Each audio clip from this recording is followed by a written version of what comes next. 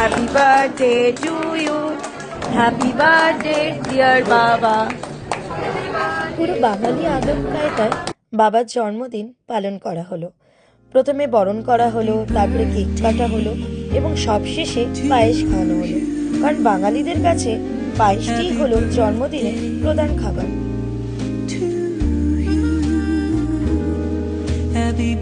কি সুন্দর করে যে ওরা পায়েসটা ডেকোরেশন করেছিল সেটা দেখে চোখ জুড়িয়ে গেল।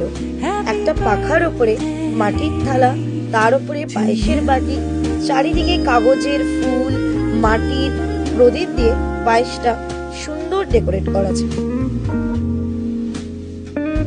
তারপর এলো সেই বার্থডে স্পেশাল গ্র্যান্ড থালি, যেটা কাঁসার থালায় সুন্দর করে ফুল দিয়ে ডেকোরেট করা ছিল। বার্থডে স্পেশাল থালিতে ভোজন রসিক বাঙালির প্রায় সব পছন্দের আইটেমই ছিল। লুচি ছোলার ডাল থেকে শুরু করে ঘি, ছুরি আলু ভাজা, ইলিশ মাছ, মাটন, ভেটকি